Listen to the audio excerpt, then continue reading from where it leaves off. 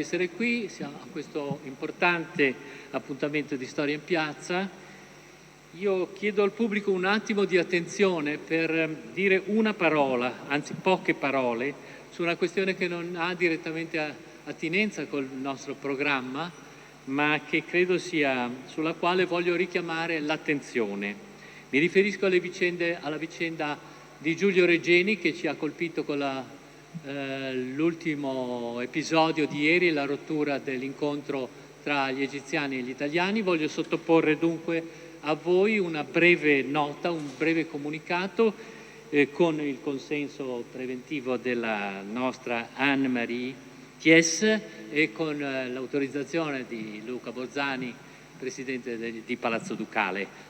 Queste poche parole perché non passino queste giornate senza un momento un flash di attenzione su una vicenda che consideriamo drammatica e importante per tutta la comunità internazionale. Di fronte all'ennesima prova della reticenza egiziana che offende la dignità di tutti gli uomini liberi, gli organizzatori della Storia in Piazza invitano il governo italiano a mantenere la fermezza fin qui mostrata e chiedono alla comunità europea e internazionale di far sentire la propria voce. Verità per Giulio Regeni. Grazie.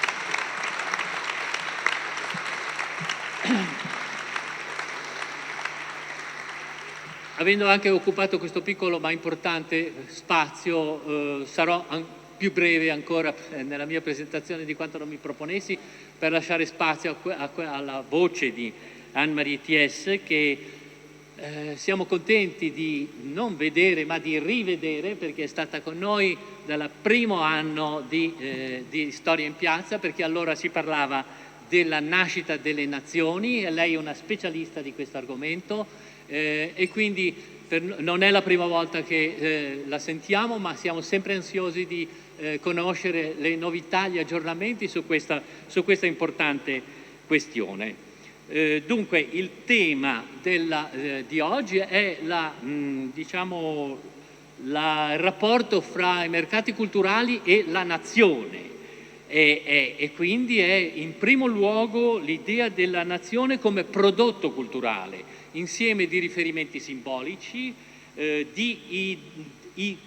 una specie di comunità immaginata, come la definisce Benedict Anderson, che usa un repertorio di miti, di riti che attingono alle più disparate culture e alle più disparate epoche, miti celtici, ambientazioni gotiche, scenari medievali, fiabe dei fratelli Grimm, come si legge in una delle copertine di un suo libro importante che è stato tradotto in italiano, che si chiama in italiano La creazione delle identità nazionali in Europa, un libro del Mulino del 2004, che purtroppo è esaurito. Mi auguro che il Mulino voglia rimetterlo in circolazione, perché di qui possiamo imparare molte cose su questo tema, la nazione come prodotto culturale e la vendibilità di questo prodotto e gli ingredienti di cui si compone.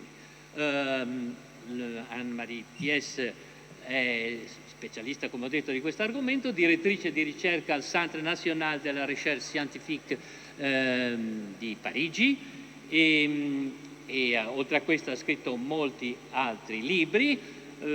Si domanda: prodotto vendibile, la nazione è una merce come tutte le altre? Non scioglie il nodo nel titolo e per questo siamo ancora più curiosi di sapere cosa ha da raccontarci. Grazie. Anne-Marie. Merci, et je remercie tout d'abord le Palazzo Ducale et la Piazza in Storia de me donner la possibilité de revenir dans ce lieu splendide de la culture de Gênes pour parler des usages des cultures nationales dans notre monde actuel. La culture nationale n'est pas une marchandise comme les autres. Cela veut dire la culture nationale n'est pas une marchandise, ou bien la culture nationale est une marchandise, mais pas comme les autres, spécifique, plus démocratique, plus libre d'accès, ou bien au contraire plus spéculative. Et c'est ce que nous verrons dans cette brève présentation à l'occasion de divers exemples, pour la plupart empruntés à des exemples tout à fait actuels. Pour payer sa dette énorme, l'État grec a engagé une vente massive de ses biens. L'État grec a vendu des îles, des services publics et tout le port du Pirée qui a été vendu cette semaine à la société chinoise COSCO. On imagine qu'un milliardaire russe, chinois, qatari, etc., aimerait acquérir ce site exceptionnel pour construire une résidence fabuleuse avec terrasse, piscine et spa dominant Athènes. Mais l'acropole n'est pas vendable comme le Pirée. Un site historique n'est pas privatisable comme un service public. Les collections prestigieuses des musées publics grecs ne sont pas plus vendables. Comme dans tous les pays européens, les collections publiques des musées sont inaliénables. Cette notion d'exceptionnalité de certains biens est apparue au XIXe siècle, avec la modernité et le passage à l'ère nationale. Des bâtiments anciens, parce qu'ils étaient liés à l'histoire nationale et avaient une valeur esthétique, ont été promus en monuments historiques. Qu'ils appartiennent à un propriétaire privé ou à l'État, leur usage a été mis sous contrôle. Auparavant, c'est-à-dire jusqu'à la fin du XVIIIe siècle, il n'y avait pas en Europe de monuments historiques, mais seulement de vieux bâtiments dont le propriétaire faisait ce qu'il voulait. Avant la formation de l'État-nation grec, le Parthénon avait été utilisé notamment en église chrétienne, puis en mosquée. Sous l'Empire ottoman, l'acropole était utilisée en mosquée, ce que l'on voit ici à travers donc cette vue du XVIIe siècle. Il a servi aussi à stocker de la poudre pour l'armée. À cette période, en Europe, beaucoup de châteaux médiévaux ou de vieux monastères avaient été détruits et leurs matériaux réutilisés. Un exemple encore au début du XIXe siècle, la tour Saint-Jacques à Paris, qui a été récemment, longuement rénovée, c'est magnifique, au cœur de Paris, avait été utilisée au début du XIXe siècle en usine de fabrication de plomb. Et pour en revenir à Athènes, en 1801, Lord Elgin avait obtenu du pouvoir ottoman l'autorisation de prendre des marbres et des sculptures du Parthénon. Il les avait emportés et les avait ensuite vendus au gouvernement britannique pour 35 000 livres. Ces marbres et ces sculptures sont actuellement au British Museum et l'État grec essaye désespérément de les récupérer. À l'ère nationale, c'est-à-dire depuis le XIXe siècle, la culture a été investie d'une fonction identitaire majeure. Pas de nation digne de ce nom sans culture nationale. La culture nationale est célébrée comme l'expression la plus pure de l'esprit national collectif. La culture nationale est aussi investie d'une fonction éducatrice et civique. Les jeunes générations et les nouveaux arrivants, les immigrants, doivent la connaître et l'aimer pour entrer pleinement dans la communauté nationale. C'est ce que l'on considère ordinairement.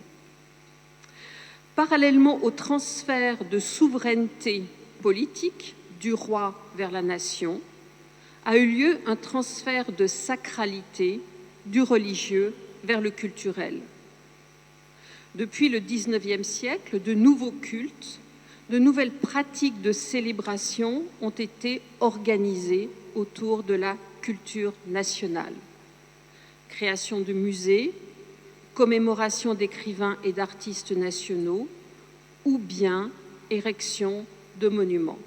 Quelques exemples. L'enterrement de Verdi en 1901 rassemble 300 000 personnes dans les rues de Milan. Un peu auparavant, l'enterrement de Victor Hugo à Paris a rassemblé 500 000, peut-être plus, personnes dans les rues de Paris. Et comme on le voit ici, très vite, une des maisons où avait habité Victor Hugo a été transformée en lieu de pèlerinage national et universel. Exemple un peu plus ancien, le monument élevé en hommage à Walter Scott, à Édimbourg, en 1844, qui a la taille et le style d'une cathédrale gothique. Monument absolument colossal. Et bien sûr, ici, ce monument que vous connaissez tous, la statue érigée par l'Italie, récemment réunifiée, à Dante Alighieri, sur la Piazza San Croce. L'enseignement de masse, à partir du XIXe siècle, a diffusé les connaissances fondamentales sur la culture nationale. L'accès à la culture n'était plus le privilège d'une élite très restreinte et une relative démocratisation culturelle, on en parlera plus dans la communication suivante, s'est réellement engagée au XIXe siècle.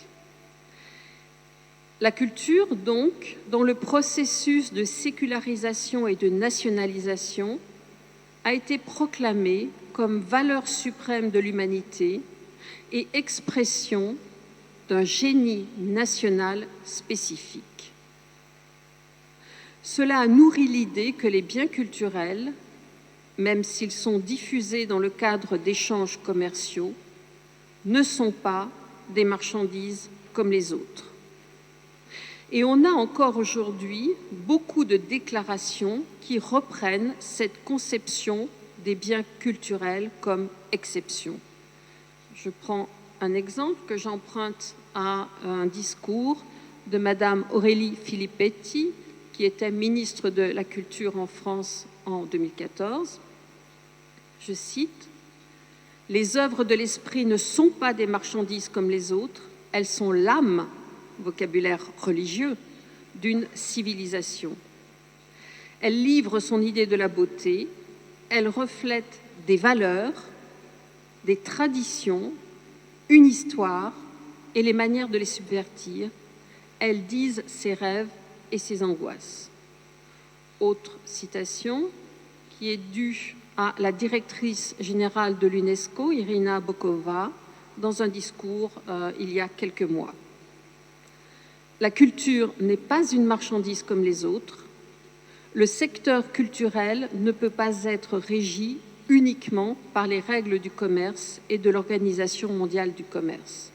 Effectivement, la question de l'exception culturelle est énormément évoquée dans le cadre des échanges et des négociations concernant le TAFTA, le traité commercial entre l'Amérique du Nord et l'Union européenne, actuellement en cours de négociations qui ne sont pas mises à la disposition du public.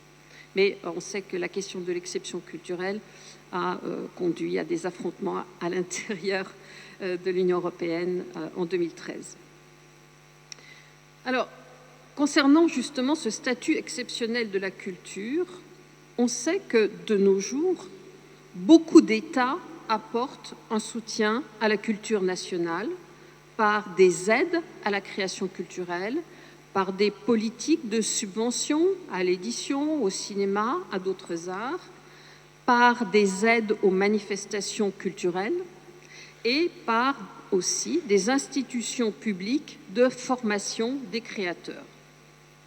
la culture nationale n'est pas entièrement soumise aux lois du marché. Mais elle est quand même, et dans beaucoup de cas, non seulement liée à des enjeux identitaires, mais aussi à des enjeux économiques. Et je commencerai par une petite devinette dont vous aurez bientôt la réponse. En fait, on peut s'amuser à noter qu'au XXe siècle, les écrivains et les artistes, icônes nationales, ont été beaucoup utilisés pour l'iconographie nationale, notamment celle des échanges monétaires publics. Et donc, Roméo et Juliette, pendant longtemps, ce fut 20 livres, 20 pounds, Don Quichotte, 100 pesetas, Clara Schumann, 100 Deutschmark, et Vincenzo Bellini, 5000 lire.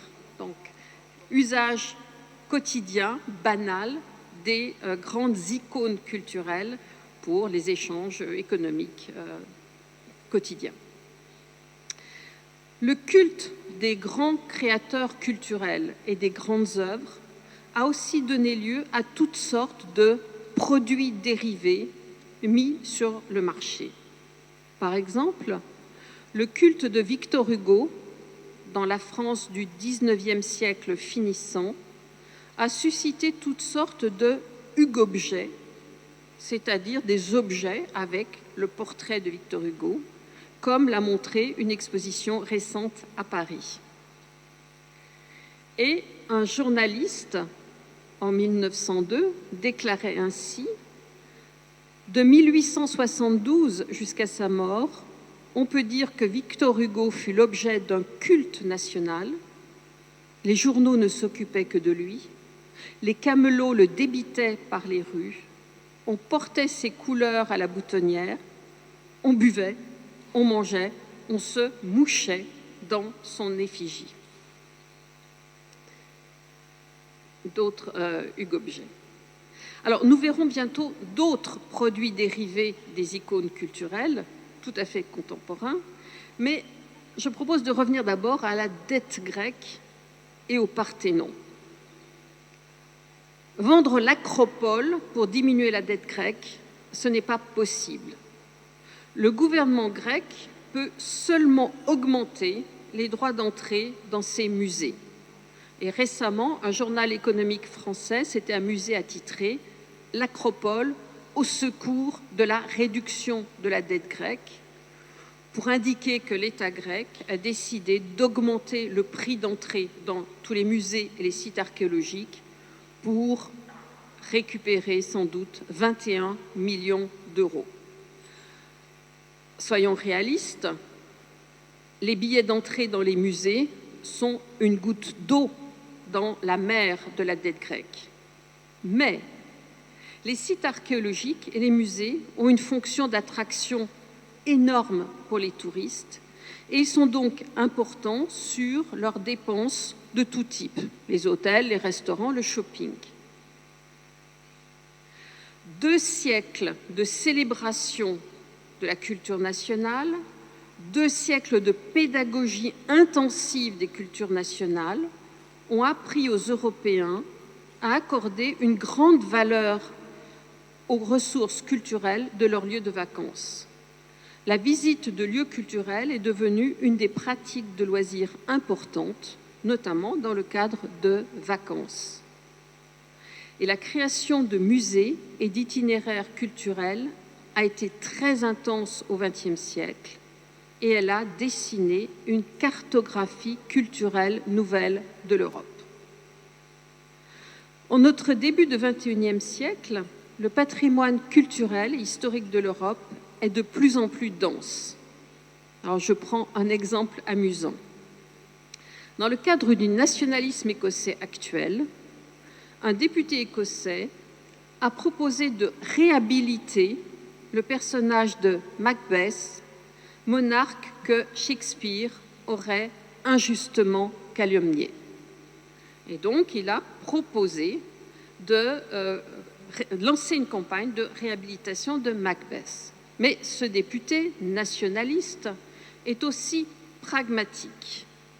Et il a précisé donc qu'un itinéraire historique Macbeth, un parcours Macbeth, ne servirait pas seulement à la fierté écossaise, mais il permettrait aussi d'associer un itinéraire culturel à un itinéraire whisky and golf. Et assez macho, ce député a associé touristes masculins et parcours golf whisky et touristes féminins avec parcours culturel et historique. Alors, le patrimoine est un secteur économique à gros potentiel et effectivement, il y a déjà eu une évaluation du potentiel économique de Macbeth, puisque grâce à Shakespeare, Macbeth est connu universellement comme figure du mal et donc a une valeur universelle d'attraction touristique. Et on considère que le tourisme écossais, actuellement historique, patrimonial, a une contribution de 100 millions de pounds à l'économie écossaise, ce qui peut sans doute être développé dans les années à venir. Donc le patrimoine culturel, historique, est un secteur économique à gros potentiel, toujours susceptible de développement. Nous en connaissons une autre conséquence, celle-là tout à fait tragique. En mars 2015, le tourisme renaissant en Tunisie et qui mettait beaucoup l'accent sur la dimension culturelle, archéologique de la Tunisie, a été violemment frappé par un attentat, enfin 2 attentats, et le premier, significativement, a été fait devant le musée national extrêmement prestigieux du Bardo. Le deuxième attentat a frappé des touristes sur une plage. Or, on sait que le tourisme tunisien était un élément extrêmement important dans les ressources économiques du pays. Parce que la culture nationale n'est pas une marchandise comme les autres, les sites culturels et les musées nationaux ne sont pas soumis à des obligations de rentabilité. Les tickets d'entrée des visiteurs ne suffisent pas pour compenser les dépenses en général. Et l'aide publique s'effectue sous diverses formes. Les salaires des employés, l'entretien des bâtiments et des collections, la promotion des établissements, etc. La diminution et même parfois la disparition de cet apport financier public pose une question cruciale. Peut-on utiliser un lieu culturel à des fins strictement commerciales ? Au début des années 1990, dans certains pays d'Europe orientale, des musées nationaux, pour payer les notes d'électricité et de chauffage que l'État ne finançait plus, ces musées nationaux ont loué une partie de leurs locaux à des entreprises commerciales. Par exemple, des salles de musée ont servi à vendre des meubles ou des voitures. Actuellement, le modèle de gestion libérale valorise de plus en plus le financement des institutions culturelles par le mécénat privé. Et il incite aussi à utiliser le prestige des monuments historiques publics pour des activités rentables. Mais cela apparaît comme une atteinte à la sacralité culturelle que nous accordons à ces lieux. Nous pouvons imaginer l'utilisation du château de Versailles ou du Colisée pour un tournage de film historique. Mais peut-on utiliser le château de Versailles ou le Colisée pour la fête de mariage d'un milliardaire ? En 2004, l'industriel indien Mittal a offert à sa fille le mariage le plus cher du monde, qui a été célébré en 6 jours entre le château de Versailles et le jardin des Tuileries. C'était la première privatisation commerciale du château de Versailles. En 2014, cette fois, c'était le mariage de Kim Kardashian, vedette de la télé-réalité américaine, et de Kanye West, qui a été célébré pour moitié à Versailles et pour moitié au Forte di Belvedere à Florence. Parce que la culture n'est pas une marchandise comme les autres, la privatisation des sites culturels les plus prestigieux peut devenir la dépense somptuaire ultime, l'exhibition du plus haut stade de la richesse. Alors, question annexe. Après ces privatisations liées à des événements privés exceptionnels, peut-on privatiser durablement des parties d'un site culturel? Alors, récemment, le projet d'utiliser des bâtiments qui font partie du domaine du château de Versailles pour construire un hôtel de grand luxe a déclenché une vive polémique. Et donc, un opposant local au projet s'est exclamé « Versailles n'est pas une machine à sous ».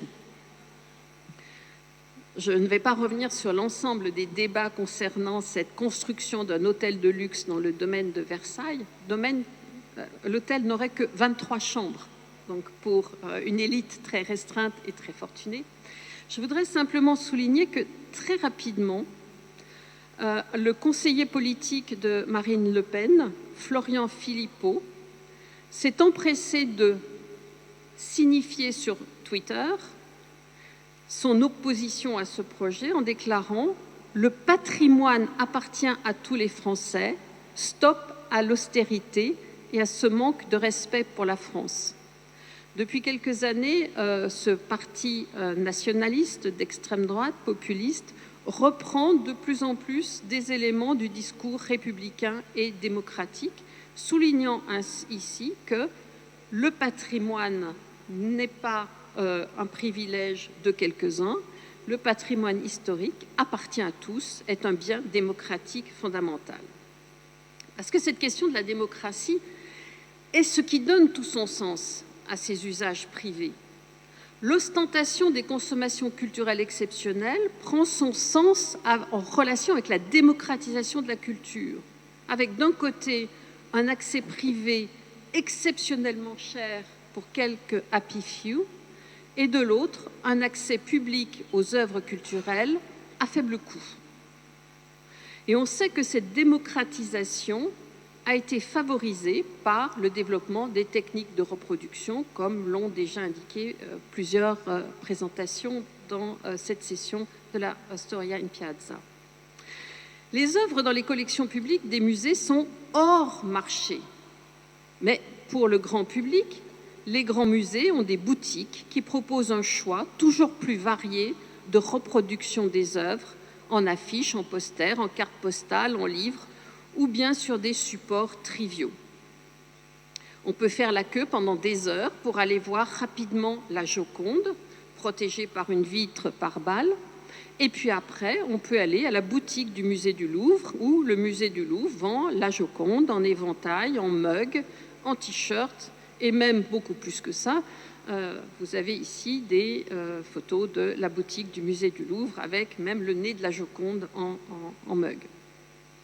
Même chose pour les offices, où on peut acheter la Vénus de Botticelli, qu'on a pu admirer après avoir fait la queue pendant des heures au soleil, en mug, en t-shirt ou en chaussettes. La digitalisation, dans les 20 dernières années, a développé l'idée, notamment dans les jeunes générations, que la culture n'est pas une marchandise comme les autres, puisque c'est la marchandise absolument gratuite. Donc c'est une marchandise qu'on n'achète pas, la culture. C'est maintenant le principe qui prévaut donc sur Internet. La contrepartie de la gratuité d'accès sur Internet, c'est la transformation des pratiques culturelles du consommateur en produit commercial, qui est revendu pour des opérations publicitaires. Montre-moi ce que tu cliques et je vendrai à des annonceurs ce que tu es. Alors on peut noter que Google, depuis 2011, par le Google Art Project, a entrepris la numérisation systématique des grandes collections muséales et propose même, avec une application de type Street View, des visites virtuelles des grands musées. Actuellement, 157 musées dans le monde ont été ainsi digitalisés, avec désormais un accès extrêmement confortable, absolument gratuit et d'excellente qualité technique. Et chaque utilisateur est invité à constituer son musée personnel, sa collection privée, bien évidemment totalement virtuelle. Le culte démocratique de la culture, la diffusion large des œuvres textuelles, picturales ou musicales grâce aux techniques de reproduction ont fortement nourri la croyance collective à la valeur de la culture. Une des conséquences, c'est le caractère hautement spéculatif de certains secteurs du marché culturel. Les œuvres d'art des grands musées sont inaliénables, complètement hors marché, mais elles sont un facteur déterminant dans la valeur des œuvres qui, elles, sont sur le marché des œuvres d'art, qui se vendent. Dans les ventes de prestige, sont mises en vente des œuvres d'art dont les équivalents dans les musées ont une valeur absolue, puisqu'ils sont invendables, au-dessus de toute cote. Donc, posséder en privé l'équivalent de ces œuvres inestimables, que tous peuvent voir pour quelques euros ou quelques dollars, c'est une autre forme de dépense somptuaire ultime. Et les prix de certaines œuvres ont atteint, sur le marché de l'art globalisé, des sommes qui en font des marchandises vraiment pas comme les autres. Pour reprendre le top 10 des tableaux les plus chers du monde, on peut constater qu'un tableau de Gauguin, en 2015, acheté par le Qatar, a atteint la somme de 3 millions de dollars. Un Cézanne, 274 millions de dollars, sans aucun rapport avec ce que Cézanne pouvait vendre comme marchandise initialement. Picasso, 179 millions de dollars, etc., etc. Donc, il y a actuellement plus de 10 tableaux qui ont été vendus plus de 100 millions de dollars. A priori, ce marché de l'art hautement spéculatif concerne la peinture plus que l'édition, puisque la diffusion textuelle, depuis les débuts de l'imprimerie, est associée aux technologies de la reproduction et donc à l'abaissement du coût des textes.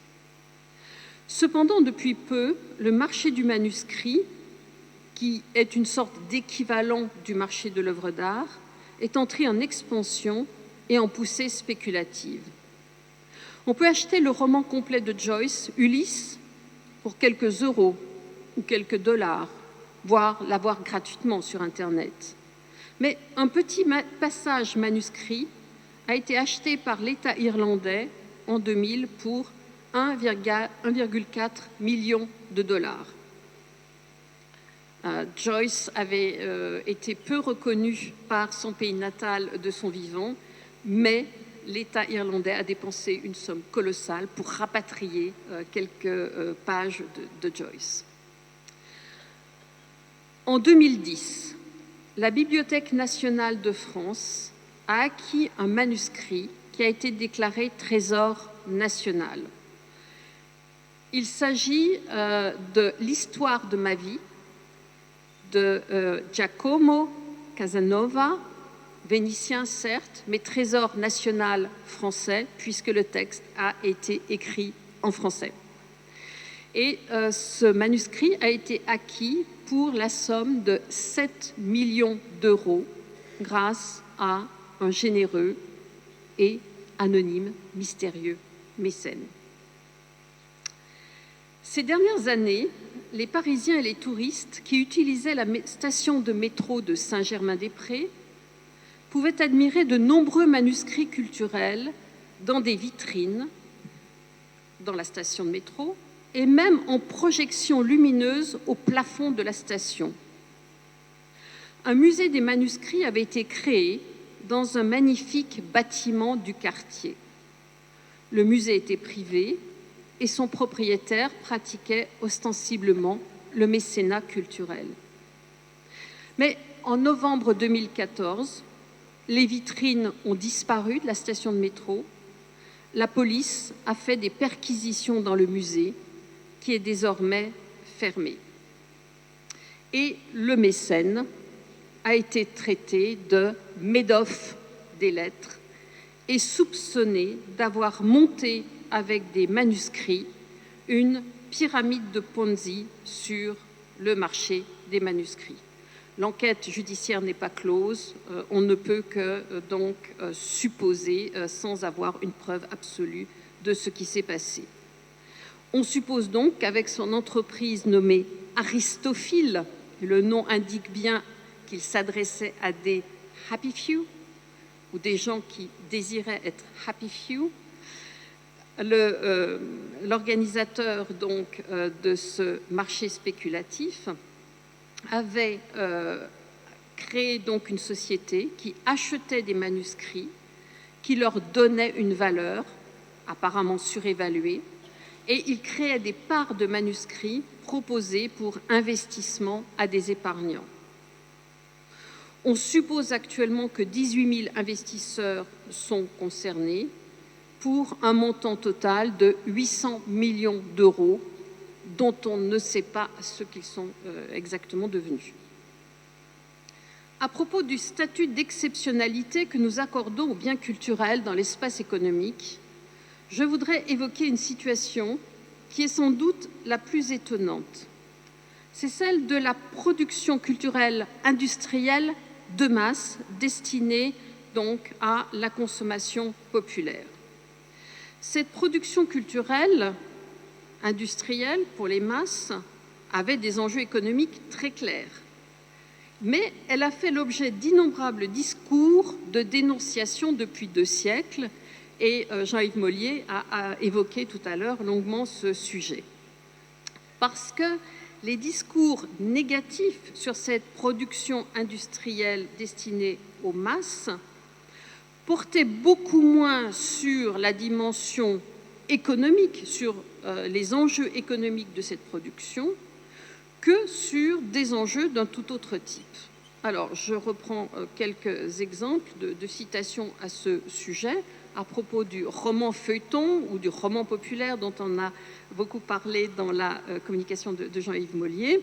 Citation : « Le roman feuilleton fait dans le cerveau des femmes les mêmes ravages que l'alcool dans celui des hommes. » Donc, discours hygiéniste, discours d'hygiène sociale qui dénonce la lecture des femmes comme l'équivalent de l'alcoolisme pour les hommes. Autre exemple, l'engouement malsain pour les œuvres de basse littérature est un fléau aussi redoutable que celui de l'alcoolisme, car il s'attaque aux sources mêmes de la pensée qui distingue la créature humaine de l'animalité. Le développement des pratiques de lecture dans les milieux populaires au XIXe siècle n'a pas été salué comme un progrès, mais au contraire comme une catastrophe sociale. Et l'assimilation des nouvelles pratiques culturelles à des poisons, à des drogues, a été en fait un discours de longue durée. Cela a commencé avec le roman populaire, mais les objets ont changé au cours du temps. Le roman feuilleton, comme drogue destructrice, a été remplacé peu à peu par le cinéma, la télévision, Internet, les jeux vidéo. Ce discours de longue durée a un aspect tout à fait remarquable. Et cet aspect, c'est la finalité attribuée à ces produits culturels de grande diffusion. Les producteurs de culture industrielle voulaient tirer profit de la vente de produits à un large public. Ils avaient clairement des objectifs commerciaux de conquête de marché. Mais les critiques violentes contre la culture industrielle considèrent essentiellement cette production comme un instrument de manipulation des esprits à très grande échelle.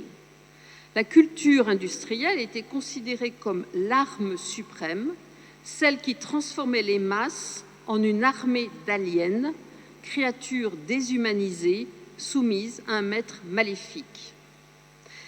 Autre point remarquable de ce discours, l'étonnant parallélisme entre les discours des intellectuels réactionnaires et celles des progressistes sur le sujet. Je donne une autre citation que j'emprunte à Paul Nizan, intellectuel français, dans le journal communiste L'Humanité en 1933. Les romans policiers, les romans sentimentaux, les romans d'aventure coloniale constituent essentiellement la littérature que la bourgeoisie met à la disposition du prolétariat. Il ne faut plus que les ouvriers et les ouvrières lisent les livres que la bourgeoisie emplit des pires poisons qui puissent corrompre le prolétariat. Donc toujours ces métaphores de l'alcool, du poison. Le roman feuilleton, puis le café-concert, le cinéma, la télévision, ont été d'un côté accusés d'attaquer les valeurs chrétiennes, de ruiner l'ordre social, d'attiser la haine sociale et la révolution, et de l'autre, d'aliéner les prolétaires, de maintenir le peuple sous domination capitaliste et d'empêcher le développement d'une conscience de classe. Alors, c'est contradictoire, oui, mais ce double discours a quand même fonctionné ainsi pendant des décennies. Et il y a eu là un consensus absolument exceptionnel donc, sur l'éventail idéologique de dénonciation de la culture industrielle comme arme idéologique aux effets redoutables à l'âge des foules. Cela dit, à l'âge national, il y a aussi une autre culture populaire, et une culture populaire qui, elle, est très valorisée. Cette culture populaire valorisée, c'est celle des traditions. Avec une idée déterminante, la culture populaire traditionnelle se transmet de génération en génération. Elle est l'expression naturelle et spontanée de l'âme nationale. Et donc, c'est une culture saine. À l'époque moderne, donc, il y aurait eu deux cultures populaires, une bonne et une mauvaise.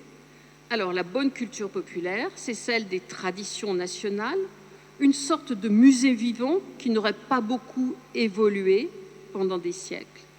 Une culture attachée au monde paysan, une culture qui serait le fruit spontané d'une création collective et une culture qui serait l'expression la plus pure de l'authenticité nationale. De l'autre, la mauvaise culture populaire, donc correspondant à l'industrie culturelle moderne, au monde industriel et urbain, issue d'entreprises commerciales et une production qui n'aurait pas de patrie, opposée à la saine culture nationale populaire. L'une serait donc investie d'une valeur éducative et régénératrice, alors que l'autre ne serait que dégradation morale et sociale. Donc très vite, cette dualité entre les deux cultures nationales populaires est devenue un lieu commun, avec l'idée de rééduquer le prolétariat, surtout urbain, par la culture populaire traditionnelle. Et beaucoup d'associations d'éducation populaire, conservatrices ou progressistes, se sont référées à la culture populaire traditionnelle pour l'éducation de la jeunesse et l'occupation des temps libres des travailleurs.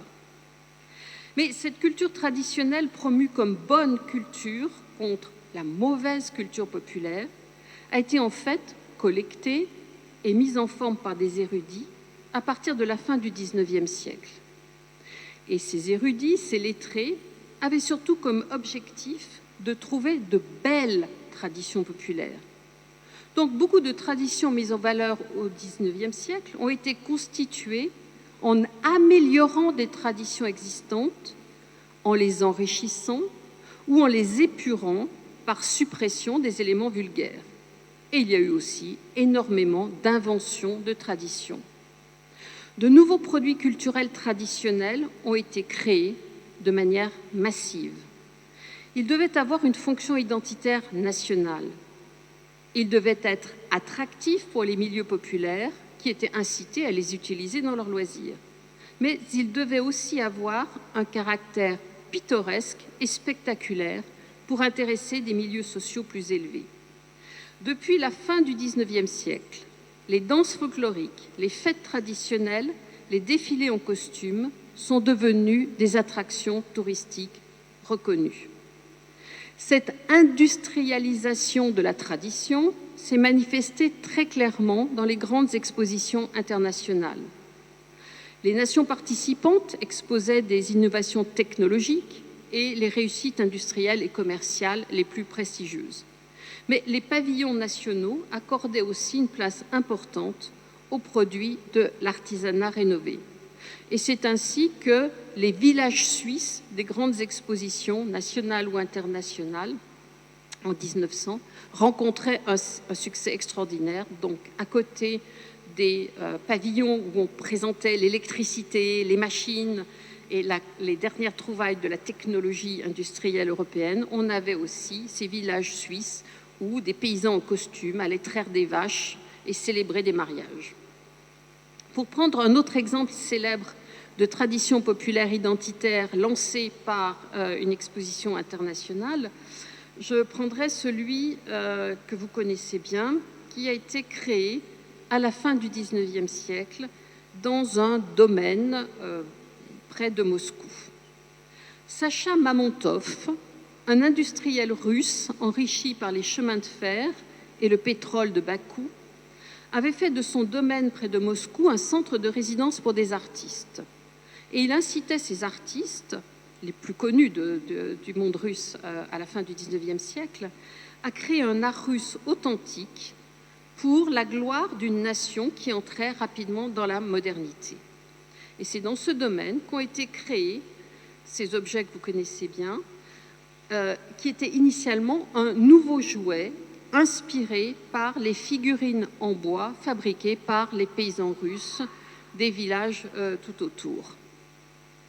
Ce jouet, donc créé en 1892, a été présenté à l'Exposition universelle de Paris en 1900 par la femme de cet industriel, et la Matrioshka a gagné une médaille d'or. Les commandes ont afflué, la fabrication s'est industrialisée et on connaît la suite de cette tradition nationale à haute valeur identitaire. La culture traditionnelle rénovée a donc eu une double finalité, idéologique et économique. Il s'agissait de rééduquer le peuple et aussi d'aider au développement de l'activité économique d'une nation ou d'une région. Les mouvements fascistes ou nazis, à partir des années 1920, ont eu fortement recours à ces traditions réorganisées pour des loisirs populaires encadrés. Et je prends ici des illustrations empruntées au mouvement nazi Kraft durch Freude et au mouvement fasciste Opera Nazionale dopo Lavoro, qui ont beaucoup utilisé donc, les costumes et les danses populaires pour organiser les loisirs des travailleurs. Je vous mets ici une citation de mon collègue Stefano Cavazza, qui a beaucoup étudié précisément les usages du folklore pendant la période fasciste, donc pour les loisirs des travailleurs. Alors, ces usages d'utilisation des traditions rénovées pour les loisirs des travailleurs, en Europe occidentale, ont progressivement et très fortement diminué après la Seconde Guerre mondiale. Cependant, en Europe centrale et orientale, les régimes communistes ont maintenu un usage éducatif idéologique de la culture traditionnelle jusqu'à la fin de ces régimes. Je prends ici un exemple, c'est le festival Cântarea României qui avait été créé par Ceausescu en 1976 et qui a duré jusqu'en 1989 et qui était, selon le principe bien connu, les Rolling Stones, non, la musique traditionnelle nationale modernisée, oui. Et donc, c'était une immense organisation de musique traditionnelle modernisée à la gloire du régime. Cela dit, la culture traditionnelle a été aussi beaucoup utilisée dans les économies de marché pour promouvoir des productions économiques nationales. La mauvaise culture populaire, les romans feuilletons, le cinéma, c'était considéré comme un produit favorisant l'alcoolisme populaire, ou du moins ayant les mêmes ravages que l'alcoolisme. Mais la culture traditionnelle a été utilisée pour favoriser un sain développement, une saine valorisation des cultures vinicoles, comme on voit ici à travers ces exemples, celui de Vevey en Suisse au début du XXe siècle, ou bien la fête du raisin créée donc dans les années 30 en Italie, puisque dans le cadre des crises agricoles ont été créées dans les années 30 énormément de traditions liées à la promotion du vin, en Italie avec la fête nationale de l'Uva, mais aussi en Bourgogne pour défendre le marché du vin sur le marché international, avec énormément de traditions en Bourgogne qui ont été étudiées par un de nos collègues. Le secteur touristique a suscité aussi une offre diversifiée d'attractions dites traditionnelles en tout domaine. Bon, on a l'exemple très connu du carnaval de Nice qui a été lancé après la Commune de Paris en attraction pour les riches touristes qui séjournaient sur la Côte d'Azur en hiver et avec une stratégie commerciale très efficace. L'industrie du divertissement traditionnel a associé à la fois la recherche d'innovation et la reprise de formules à succès. C'est ainsi qu'au XXe siècle, dans toute l'Europe occidentale, les fêtes folkloriques et les fêtes médiévales se sont multipliées, avec même parfois des concurrences et des accusations de plagiat entre fêtes. Il y a eu des conflits assez forts entre le Palio de Sienne et le Palio d'Asti, en termes de concurrence d'attraction. L'industrie de l'artisanat traditionnel s'est aussi beaucoup développée pour fournir des souvenirs achetés par les touristes. Ces souvenirs, ce sont des marchandises pas comme les autres, puisque ce sont des objets identitaires que les habitants locaux n'achètent pas, n'utilisent pas. Ce sont des objets d'ailleurs peu utilisables, mais ce sont des consommations quasi systématiques des touristes. Donc ce sont des marchandises très particulières.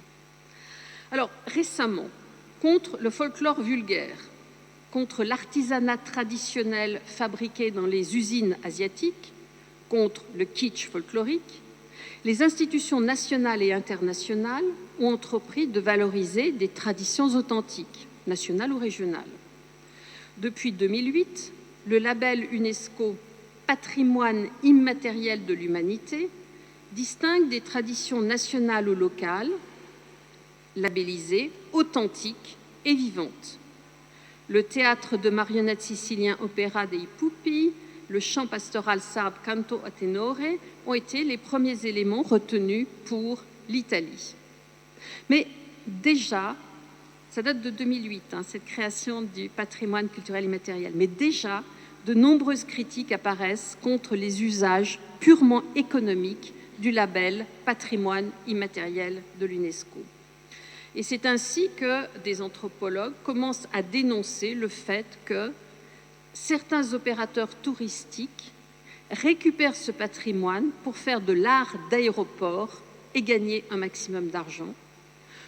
Des troupes professionnelles se montent, transformant le rite en spectacle, c'est-à-dire reproduisant au XXIe siècle, avec ces traditions labellisées UNESCO, ce qui a été fait au XIXe siècle par des lettrés et des érudits. Pour terminer, je voudrais rappeler l'importance qu'a pris le tourisme dans le monde actuel, puisqu'il concerne actuellement 1 milliard de personnes sur la planète et 1 400 milliards de dollars. Ce qui veut dire que le patrimoine mondial, le patrimoine immatériel, sont l'objet d'enjeux éminemment politiques et d'implications économiques d'une importance capitale pour l'image et la place des États sur la scène internationale. En conclusion, non, la culture nationale, prestigieuse ou populaire, moderne ou traditionnelle, n'est pas une marchandise comme les autres, mais c'est pour cela qu'elle est un très important enjeu politique et économique. Je vous remercie de votre attention.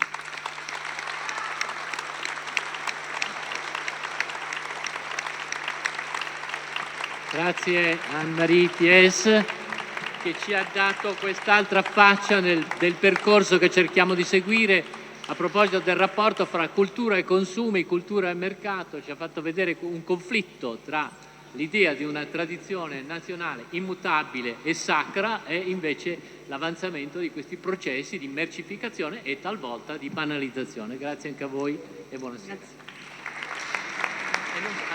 Qui.